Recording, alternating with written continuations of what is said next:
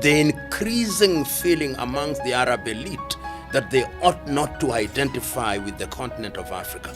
And this you can see in many Arab summits and the desire to create what they call the Pan-Arab movement for the purpose of being a bulwark to this migration to the north. What they do not realize is that Europe is... Welcome to Wake Up Blaq. Educate and enlighten. To North Africa, where on the 21st of February this year, we have the Tunisian President, KAIS SAEID, who basically issued a very xenophobic, racist remark, alleging that the African immigrants intended to replace the Arab population inside Tunisia, which sounds like a common white supremacist talking point that alleges there's a replacement program that intends to replace all white people.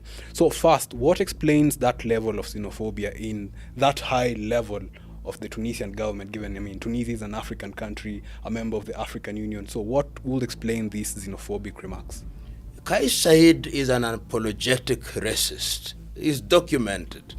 And he represents the new generation of leaders in the Arab North who, when it is convenient, they are Africans. When it is not convenient, they are Arabs.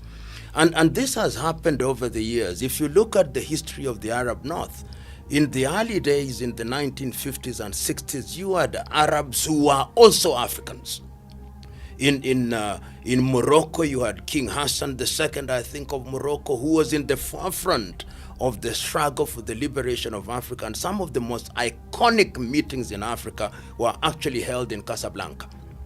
In Algeria, you had people like Ahmed Ben Bella, who are decidedly Africans even as they were Arabs. In Tunisia itself, you had Habib Bourguiba, who was a decided African. And later, of course, in Libya, after they overthrew the king, we had Muammar al-Gaddafi. And in Egypt, you had Gamal Abdel Nasser.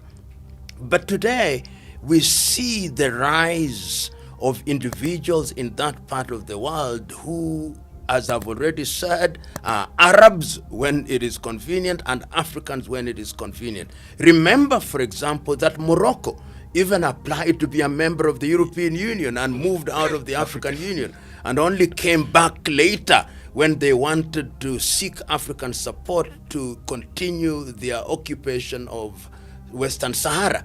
And this individual, President SAEID, is the arrow's head of a new group of politicians in the Arab North who are xenophobic, who are racist, and who are actually doing the dirty work of Europe, the xenophobic Europe.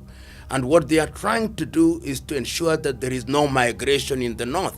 And this idea that somebody in sub-Saharan Africa sat down and said, we want to change the demography of Tunisia or indeed any other part of the Arab world is without basis.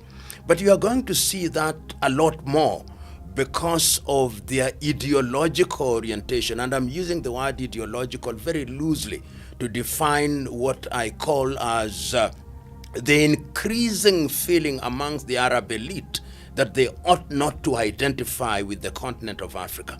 And this you can see in many Arab summits and the desire to create what they call the Pan-Arab movement for the purpose of being a bulwark to this migration to the north. What they do not realize is that Europe is using them and that that will come to pass. So SAEID is an individual such as that. And you've seen what is done in taking young people, stopping them and ensuring that they go back to the Sahara with hundreds of deaths taking place. And he's not even apologetic about it. This is the tragedy.